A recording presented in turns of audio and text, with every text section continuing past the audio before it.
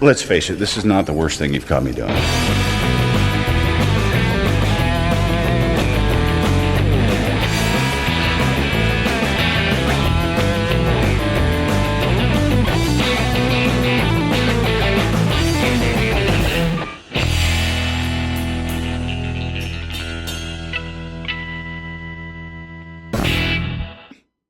Well. Looks like I finally got you on, huh? Finally. You owe me. So how's life after skating? Well, actually, why don't we just start at the very beginning? At what age did you start skating? I would say under 2. I think it was around 18 months in a backyard rink that my dad always made every year. So typical third child following my older brother and sister to the backyard, just trailing behind, trying to keep up. So your typical Canadian family for the 80s? Pretty much. Pretty much a lot of blood, sweat, and tears from my dad out.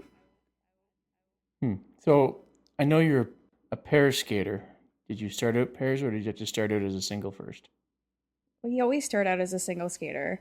You have to have, basic skills before you do pairs. But at that time, for whatever reason, I started pairs really young. I was in Preston, which had a big pair center, and there was a young boy, so as a young girl, I got thrown in between 6 and 7. I'm not sure why they put us in so young. It wasn't really graceful or pretty, but it was the beginning. So the boys were the same age? They were a couple years older. Usually there's a bit of a gap between the girls and boys when you first start. My partner was 10, I believe. I'm pretty sure our first competition I was 7 and he was 10. Wow. So humble beginnings. I can't believe how young they started. Do they still start that young? I think they're starting to do a little bit more young. You obviously don't see it. Like you don't see it on TV or the more successful people, you don't really see them until they're older. I think they are starting to get kids back into the sport younger. At what point, or did you always know right from the very beginning this is something I wanted to do? Or is it just one of those things where you start out, so I'm doing it because my parents want me to do it? Or was it, I love this. This is what I just want to keep going up from here. I never remember my parents ever saying, I want you to do this.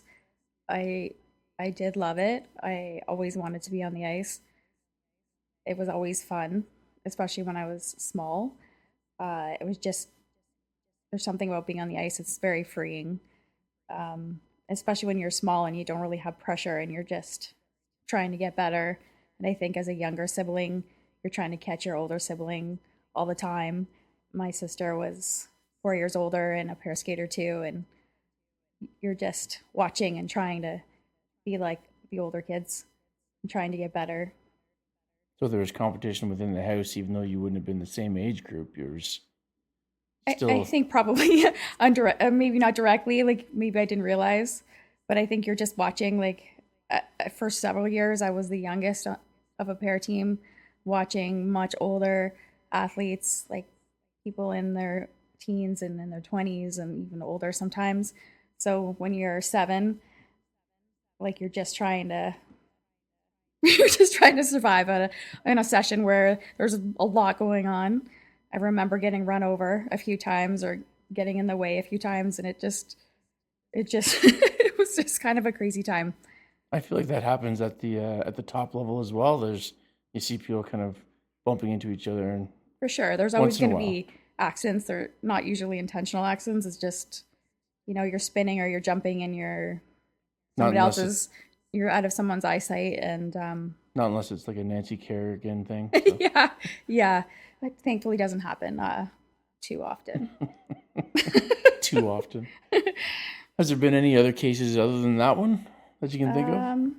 Not to that extreme. I think every now and then you hear of, an accusation where, they're trying to distract you or, stepped out, but not to that degree, no. That was exceptional. So after Cambridge, Where else did you go? And at what age? And how much did this affect school? Like, did you miss school? I was in Cambridge until I was 17, and I would say I missed a ton of school, especially through high school. Uh, the first nationals I went to, I was 12, and as soon as you get to that level, you're missing several weeks to compete at a time. So there was a lot of school missed, and I was just super lucky that at that time the teachers were willing to work with me and get me caught up. And my dad is a teacher, so he obviously could help me a little bit. But the more as time went on and through high school, it was just a lot of missed time. But I also went to St. Mike's at a time when it was brand new and small, and the teachers were young and all willing to jump in and help. It was just very community driven at the time. So I was very blessed that they all helped me get through school, even though I was probably missing several months of every year, and there was no online then either to just go on and check what's due or what they did today, or it was just all, get caught up, doing homework in the car, spending time at school with the teachers. It was a lot. I'm not sure how I passed, honestly, but somehow all the teachers got me through it. So that was great. That's good. I guess that's the advantage, like you're saying, being in a smaller school and new, right, but smaller for sure. Yeah. And and I think because of the age of the staff and the age of the school, and it was just the perfect time to be there when you needed a little extra support and everybody was there to give it to you. So, and also my dad was there, so that might have helped a little bit too. Kept you on target. That's right. Yes. So I guess because you're missing school, probably didn't spend a lot of time in Stratford.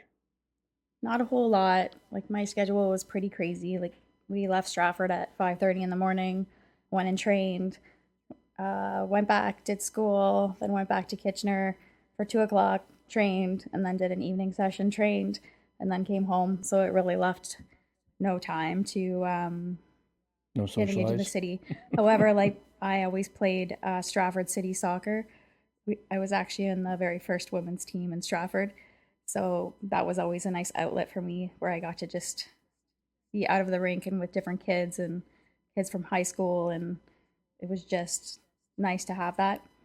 So, Yeah, it's a little break from the norm. If yeah. you're just doing I feel like there's a lot of athletes now say that you can't just focus solely on just your own sport. You have to start doing other things, or else your body just gets so used to doing the same thing nonstop that it's nice for it to go in different directions sometimes. And it's Well, for sure. And I think like even all the way through my career, I always went to school.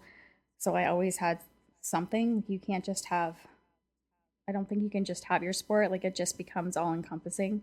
Like even if you're only taking one class or you have some side thing, you need something that's takes you out of the pressure. Because as you get older and you get further along, it gets harder and the pressure gets more and you just need something else. So my parents always did a good job of making sure I had soccer and I had school and that like when I walked away, I had something to do and it wasn't completely lost by the time I retired. right. Um, what's your sister's oldest son's name? Justin. Hey, Sorry. Justin. Justin wanted a shout out. Just want to make sure it happened. So it just popped in my head now. So I didn't want to get lost at the end, and all of a sudden have to throw it in as a credit at the very end. I guess one of the things that has not changed is I still have this lovely laugh that has carried me through my life. At what point do you need to grow as an athlete in figure skating? Did you have to leave Cambridge? And why? I left Cambridge. So I had my first skating partner I had for 10 years in Cambridge, and he left to go to school. And then I had a partner for 1 year who was a fantastic guy, but was going to medical school. So I made the decision to switch then. And there wasn't a whole lot of choice with partners. At that time, there was more girls than boys. and a partner came up that was going to be training in Montreal. So we made the decision to go and have a tryout. What does a tryout look like? Is it just you go and you spend 30 minutes to an hour and you make it or break it, or do they give you several tryouts at that point? I don't know what it looks like today. That tryout, my mom would say we drove through the tunnel in Montreal in torrential rain, and she knew that maybe it wasn't a good idea. It was such a rough drive-in. I believe I spent 3 days in a sort of official tryout with him to see what would work. And I think he had the idea that he wanted to skate with me, but the coach wasn't sure. So what year was that? That was, I believe, 94. 94? I just graduated grade 12, somewhere around there. Okay, so let's go back just a little bit. You were training in Cops Coliseum at one point, weren't you? I wouldn't call it training. You were there. We were there for one day, filming a lovely movie called The Cutting Edge. Which, by the way, you got your name in the IMDb. On the credits. Yeah, so my claim to fame. Bit of a stickler for Martin Butler, who was in the Justin Bieber movie and didn't get the credit at the end. All I had to do was stand on the ice and pretend to be a skater. Yeah, you didn't even have any lines. Well, I know. I guess not spoken lines. I was going to say you had lines and that you weren't supposed to have. They told me to be quiet. It was just, yeah. I wasn't a very skilled actor, for sure. All right, I just want to throw that in there. All right, so now we're back in Montreal again. Yes, we're back to that. Yes. Yeah, so how long before you find out if you've made it with this other partner? That's kind of like foggy. It wasn't right away. I want to say like he hadn't finalized his move entirely, or if he hadn't officially ended with his partner entirely. I can't honestly remember. It definitely wasn't right away. It wasn't terribly long, but I'm not really sure, to be honest, on that one. There were some details obviously to iron out because he was moving from Rimouski and I was moving from Stratford to Montreal. We needed to work out places to live and school and. Oh, so he wasn't already in Montreal? No, he was making that same choice. He was also making the move, which was actually pretty close to the same distance, just obviously a very different direction. And he spoke French, and that made it a little easier. The Ontario-Quebec school system doesn't really line up. Like, they stop high school in grade 11. So it didn't jive very well with my school. It kind of set me back a bit because I had to go to Cégep to get some extra credits before university. Right. Just, in today's world would have been easier with online school. I feel like everything's easier now. Yeah, that wasn't quite how it was. So I ended up in a Cégep when I got there. So yeah, there was a lot to iron out. And obviously, growing up in a house with a teacher, it was first priority to get that lined up. So how much time in total did you spend in Montreal? 4 years. Which was crazy time because it was like the referendum was going on, and wow! In comes this very naive child from Stratford walking into a very hostile environment. Driving around with Ontario plates was interesting at the time. It was just. To be fair, that's always an interesting time driving around in Quebec with Ontario plates. The roads are very challenging. They drive very fast, very, very fast. I remember I'm driving in Stratford to driving on highways in Montreal was a big change. Well, I was just telling your brother because we were in Quebec just a couple days ago, and I was telling him how bad the roads are, and I don't think he believed me until we crossed over, and within 2 minutes, it was almost trying to throw the car off the road. Like I don't know how they resurface their roads. Like, it's just filling potholes, but there's sections of it that it was almost like a washboard. It was just, it's horrible. Yeah, like once you get into the city parts, they're a little bit better. I don't remember Montreal itself being crazy. I just remember the speed, just feeling super fast, and there was a lot of zigzagging, and I didn't have a lot of experience, obviously, with that kind of highway. I drove to Kitchener almost every day to skate, but I didn't, I wasn't driving through Toronto or a Right. major city like that. So it was just kind of like, whoa. And obviously I lived a very sheltered life, and now I was on my own in a big city, which was a lot actually to take in at the time at 17. Yeah. So And Montreal is a great city. it is. I used to go there all the time. There's so much great stuff there. It's just, yeah, it's a big, big, big change. Oh, for sure. Yeah. Meet any famous people while you were there? I met a lot of famous skaters, like Lloyd Eisler and Isabel Brisser were there at the time. Actually, there was kind of a shift between Cambridge having like all the high end pair teams, and it kind of shifted to Montreal because Lloyd and Isabel were world champions. So they were bringing a lot of high end pair teams there. So in that way, it was kind of familiar that to go from one training center to another. But yeah, they were pretty good. And Lloyd I had met when I was really small. I think it was one of my first days in Cambridge. He was there as a 6-year-old. So he always looked after me. He always had my back. So I always appreciated that he was there. And he's from like Mitchell or somewhere, isn't he? Or Seaforth, I believe. Seaforth? Yeah. I knew it was somewhere out that way. Yeah. Were you at all on the national team at that point? Yes, I had already been on the national team with my first partner. In my early days, there was one national team. Like there was no junior or senior. So I went to Junior Worlds with my first partner. So I was on the national team then. And then they incorporated a junior national team. So I actually went from a senior team to a junior team and then back to a senior team, which was weird. Kind of felt odd, but yes, I don't think Dave and I were on the senior team right away, but by our second year, we were back on the team. So what was the highest that you got at nationals then? My highest at nationals, I had a bronze from junior pairs with my first partner. And then with my last partner, we were second in Canada and 15th in the world. Oh, that's not bad. Can't complain about that. It took a while to be proud of that, but I'm there now. I remember that that team photo. I think it was the white tracksuits.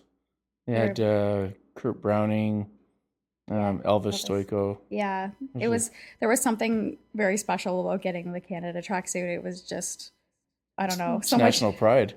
Absolutely, and it was just like, oh, I made it. I have my Canada tracksuit. It's like it was a symbol of everything you'd done to that point to get there. Like the rest of it didn't matter. I'm like, ooh, I made it to the team.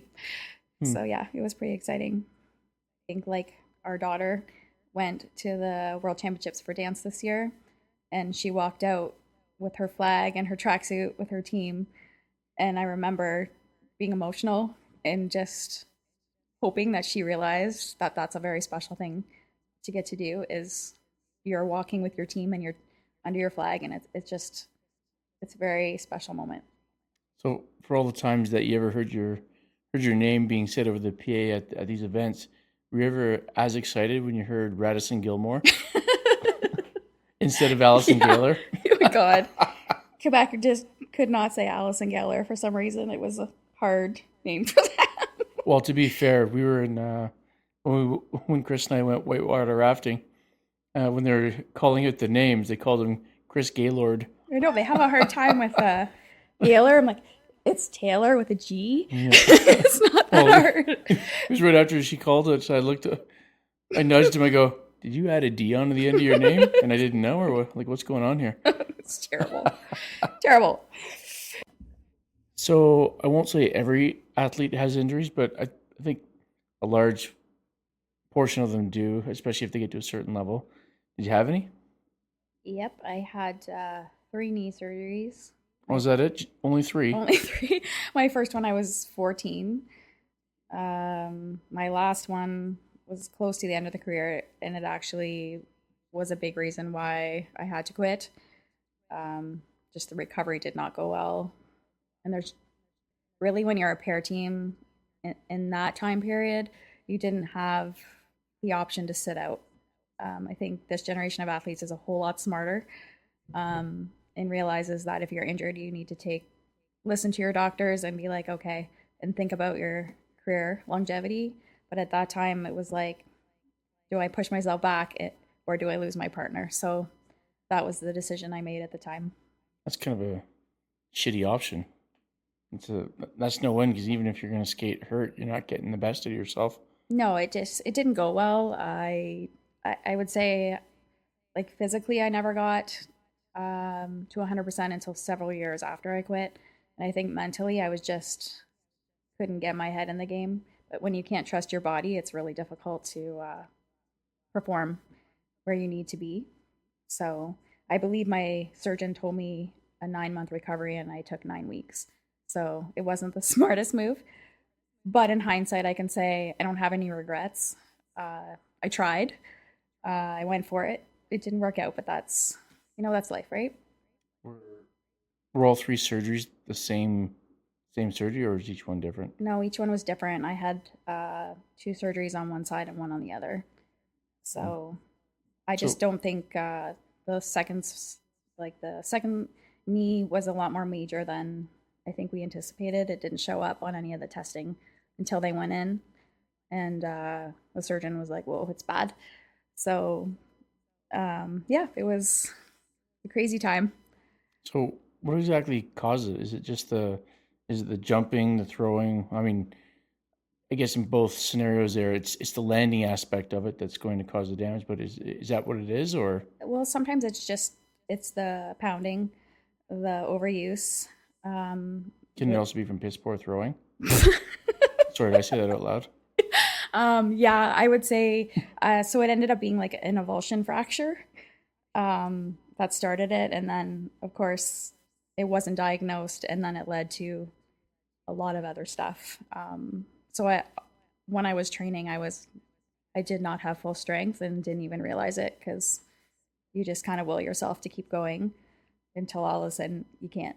So yeah, I would say the first surgery was overuse, and the second and third was falling continuously on one spot that led to a fracture, and then muscle tear, and so on. So you've hit 3 knee surgeries at this point. Are you looking to get back into it, or are you thinking you're done? Like, you trying to look for a different avenue, or like, what's your mindset at this point? Well, I wasn't really sure at that point. I think, I don't know, it's hard to walk away from something that you've spent your life doing. It's just a very difficult decision. But I lost my partner, so it was going to be a big change anyways. I could have gone and done tryouts, or I went and actually tried out for Disney on Ice. I was in university at the time in exercise science, so I could have just continued. In the end, I really, really wanted to get back to Ontario. I just felt more at home there. So I made the decision to switch programs at the time and went into massage therapy, which was a completely different path than I intended. But it worked out, and that's the career I'm still in today. So yeah, I would say it was a long process, a long transition out of the sport mentally.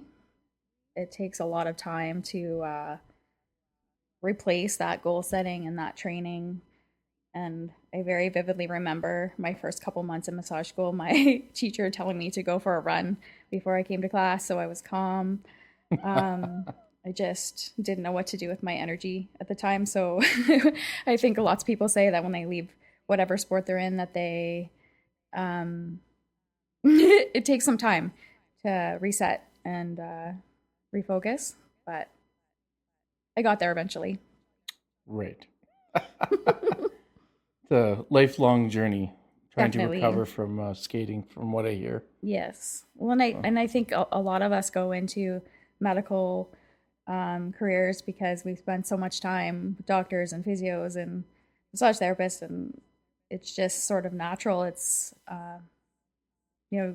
people helped you along the way, and you want to turn around and help them back. And I think I lived in a physio for my last 4 years. Almost every single morning I was in a physio. appointment, so I was probably going to do something in that line. Do you still watch figure skating now? I do as a spectator. I watch it very differently. It's not covered the same. It's it's on YouTube or where I don't very often sit through an entire event. I'll like pick and choose who I want to see and who I want to listen to commentate. Um, but yeah, I didn't watch a lot when I first retired. It was hard to watch. But now I can watch it and just mostly enjoy mostly enjoy it. And I think the faces have changed more. Like there's still some of my old like skating friends and former skaters I would have known that are still coaching, but there's a lot of new faces, so it makes it a lot easier to just watch with a more neutral, enjoyable lens. Wish you had gone the coaching route like a lot of them do, or No, like I tried coaching and I really wasn't great at it. I really struggled with kids who were talented that didn't really want to try very hard. And then the opposite extreme with kids who just really wanted to do well and didn't have the talent to make it. It was just, yeah, I think in that moment I wasn't really in the headspace to be a great coach. I feel like maybe now as a parent, I might understand how to be better. But yeah, no, I don't have any regrets as far as walking away. do you think you'd ever pick up coaching now? I don't think so. I think the sport's changed so much that I don't know the ins and outs. I mostly understand the new judging system, but I think it would be a steep learning curve to try and figure out values and all the numbers. It's a numbers game too. So Well, it's like anything. You've got resources around you. You've got family members that used to be in figure skating that could help you out, and family members that are still in figure skating that could also yeah, help you out. for sure, they're still there. And obviously having a brother-in-law who's coaching, I will always follow his athletes and wish them well and hope that it works out well for him and for them. So it does keep me somewhat engaged in the world. Do you think that the athletes are still struggling with rule changes like they did 10, 15 years ago? I don't think so. I think it's pretty clear. There's always going to be there's small changes, I believe, every so often. But I don't think it's like it was in the beginning where they had to adjust between, the 10.0 to what we have today. I think they're pretty smart, and the coaches are smart, and now they have, callers and judges that are helping them. So I don't think so. They should know, anyways. Should know. I They mean, should know. I guess that's like any sport. Even watching soccer, every time they change the rules, the players on the pitch half the time are wondering what's going on. And even like commentators, the guys that have played for 20, 25 years, don't understand the rules either, and they're still trying to figure them out. So I mean, Yeah, for sure. I, It's always gonna be a learning curve, and that's like usually with skaters they go out in the summertime, and they should be getting feedback appropriately from each event that tells them like that, hey, that's not correct, it's not the right level, or they should. It should be all the same. So in theory, so but it is a judge sport, so there's always some. judging sports. But hey, we just watched Euro soccer and there was some pretty questionable reffing. So hey, Yeah, Copa soccer was pretty. Copa soccer was better than Euros. Yeah, It was definitely more entertaining, faster paced. for sure. But it's like Euros was horrible. anytime you have people making decisions, you're gonna have you know some questionable calls. It's just Yeah, but unfortunately people are people, and they're always gonna. I get that, but the difference is the soccer rules they're supposed to be black and white. There isn't supposed to be a Subjective a component. judgment call between. Man, I'm not going to call that. You're still supposed to call it. For sure. Whereas for Well, and skating, they have VAR, right, to go back and. oh well, only for certain instances. Yeah. They can't go back for everything, but like for skating, there is no black and white rules. It's whatever that coach, not coach, it's whatever that judge's interpretation of their artistic ability, Well, right? there's black and white rules, but then you have like For technical, for sure. but like it's still, yeah, there's definitely room to wiggle in quality, and yeah, there's definitely still room to wiggle, but it is better than it used to be. Like we've noticed that even with dance, Well, gosh, same thing. It's I even think, worse. well, like dancing, not ice dance, but like dancing is like probably Yes. worse because So there's we should, no, should probably clarify that. yes, like the competitive dance world, there's no numerical values for anything. It's completely subjective, and it's very difficult to understand as a parent and a competitor. I think it's, I'm sure teachers too are like, what Oh, is I that guarantee about? they don't understand half the time. No, so it's It's favoritism sometimes, even from studio to for studio, sure depending it's a difficult thing. It's yeah, I would say it's way more subjective than skating is. So yeah, it's, it's something you get used to. Like I grew up in the old judging system, and you just kind of accepted. You sit in the kiss and cry and suck it in, and some days are bad, and we were always told, get into your hotel room, do not ever say anything, no emotion, and get out. And then once you're in a safe place, sure, let it out. So you'd think as a parent of a dancer, I would be more accepting of, sometimes the judging is terrible, or you're like, don't understand it. And it's hard some days for sure. yeah. Oh, I guess it's no different than like even watching baseball.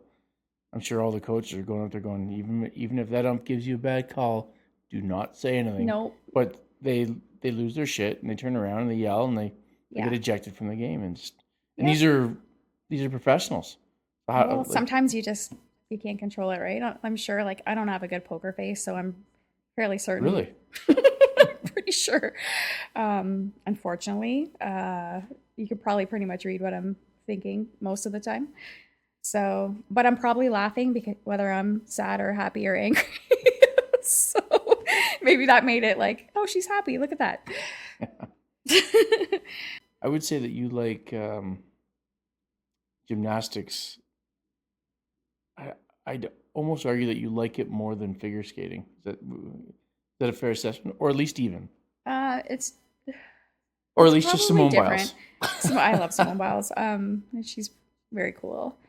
I don't know. I think as gymnastics and skating, probably a lot of us, it goes hand in hand, like as fans of, they're just very similar sports in so many ways.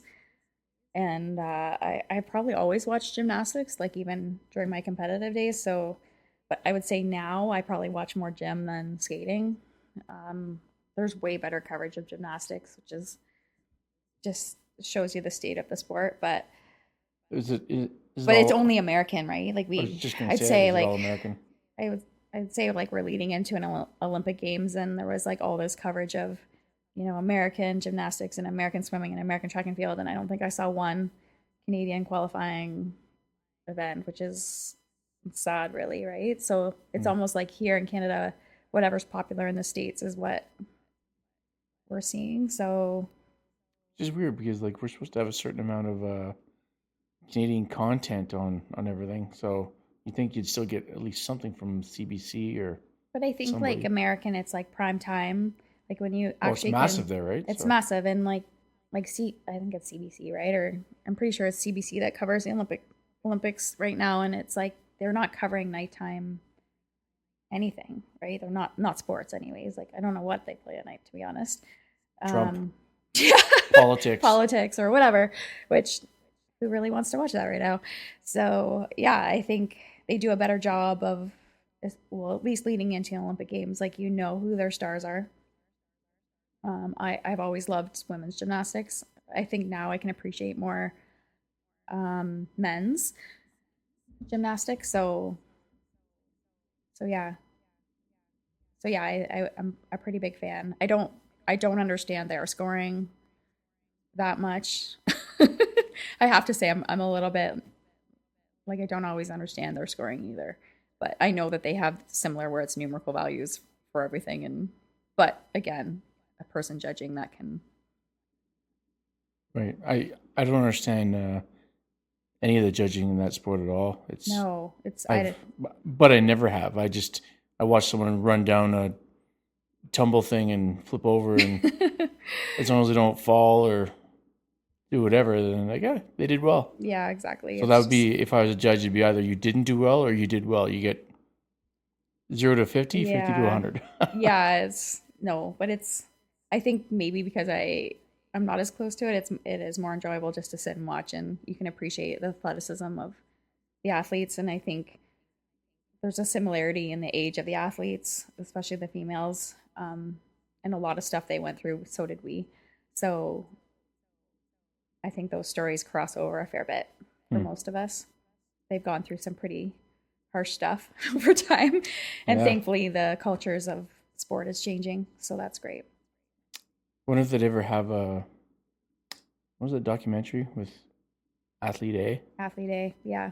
I think they'd ever do that with figure skating.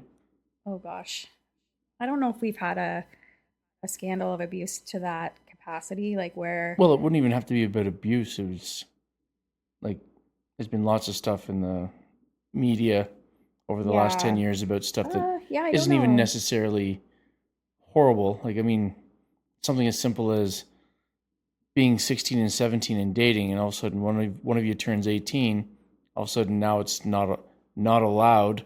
Yeah, it's there's in this world, like, and unfortunately, like I would say, like the culture that I grew up with in skating was pretty harsh for girls. Like there was a lot of pressure on weight, and we weren't really smart with knowing what our bodies should be doing as far as fueling and rest and off ice. Like it was just, we just did what we were told. So what was the pressure for the weight? Did you just have to maintain your weight no matter what? Pretty much. It was no leniency? Yeah, and it was like kind of crazy because it didn't seem to matter like your height or your body shape. It was like, this is the number you need to hit. Just kind of, it's really stupid when you think about it now, right? Yeah, well, like everybody should have a different ideal weight, but we didn't. It was that's like basing everything off the body mass index, right? So so I know that the culture has shifted.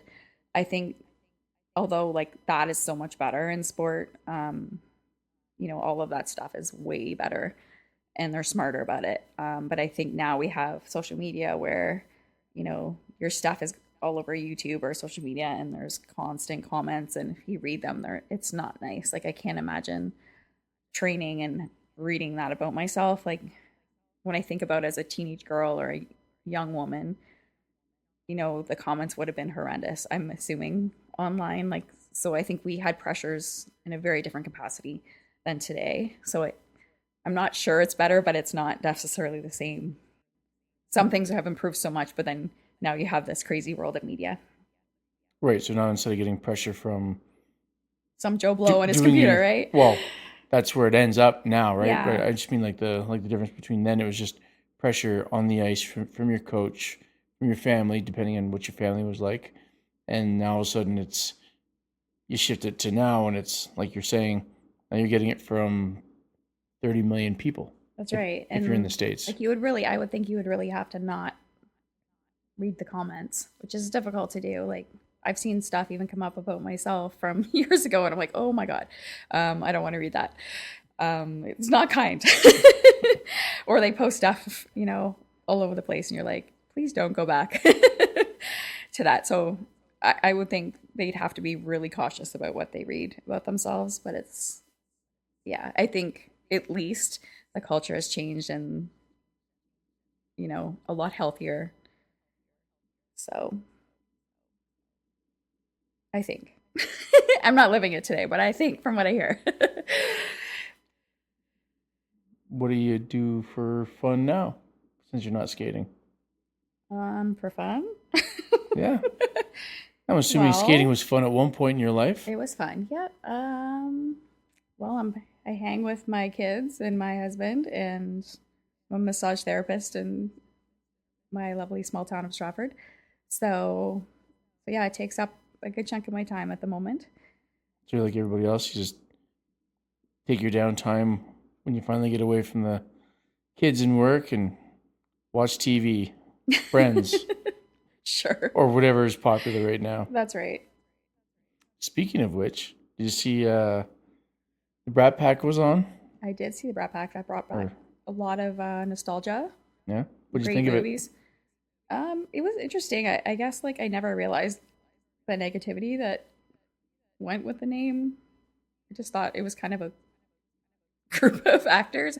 I didn't realize the impact it had on them. So Well, yeah, it's it's funny. interesting. Watch like and which actors chose to participate in it and which ones didn't. Yeah, I was in the same boat. When I watched it, I thought it was, well, even like back in the 80s when they said Brat Pack, I just assumed it was just a take off the Rat Pack, but they just used the word brat because they were in their late teens, early 20s, or however Yeah. old they were, right? So Yeah, I didn't. I guess I didn't understand that it hurt them all so much. Like it just seemed. well, it's probably because we were young enough that we didn't go and read articles in the paper. We were only Well, 10. The coverage right? was different, right? Like it was like an article in a newspaper was so huge. Where Yeah. now it would be on Instagram or I don't know. What Oh, are for sure. What are kids using now? I don't even know. They don't use none of I'm the not sure. anymore. So my being an old person of Facebook and Instagram, we would see it there, and Well, the article Oh. wasn't even in a newspaper. It was in a New York magazine. yeah. So it's like it seems like how could that have such a big effect on all these people? But Well, it yeah, did. but you got to remember back then, magazines were everything. That's right. Magazines were basically the social media of today. Yeah. So, but yeah, I was impressed with the way how Rob Lowe, in his mind, spun it towards a positive thing where they were a shift from the old to the new. They were the catalysts for all the young people coming forward in the 90s and 2000s, that they were basically the stepping stones for teen movies. Yeah. Something like they said that that was something that, oh, spoiler alert, just in case anyone hasn't seen this. But if it's before, say, 83 to 85, Hollywood didn't put out those kinds of films where it was about teenagers and a coming of age story of. They were like the best movies, though, They weren't were. they? Like I'd still go back and watch them today. It was, I still watch The Breakfast Club Yeah. all the time. yeah, Shouldn't say all the time, but once in a while. but it was also interesting who they like to find who was actually the Brat Pack, because nobody seemed to have an actual like who is actually in it. And they kept changing the names, right? Yeah, well, it's almost like they had like they said in the film, it was the Brat Pack adjacent, Yes. and there seemed to be a lot of those. But see, in my mind, it was Andrew McCarthy, Judd Nelson, Emilio Estevez, Rob Lowe, Ali Sheedy, and Demi Moore. I think Molly Ringwald should have been. I think. and Molly Ringwald, Yeah. yeah. Yeah. So those, what's that, 6 or 7? Yeah. To me, everyone outside of that, I think it's just because Emilio and Say No Most Fire was almost like that group right there, even though they weren't all in it, or were they? No, Molly Ringwald wasn't in it. Right. Yeah. She was Pretty in Pink and 16 Candles and Yeah, but again, Classic. there was such an overlap with all those yeah. actors. Well, so, yeah, they all crisscrossed, right? So, yep. yeah. Well, I know you got to get going. You got your kids to go and find. Isn't that your job? Yeah. We got tracking devices on them. We'll get them eventually. All right. Well, thanks for doing this. I didn't think you actually would. So You're welcome. we'll talk to everybody next time. Take care.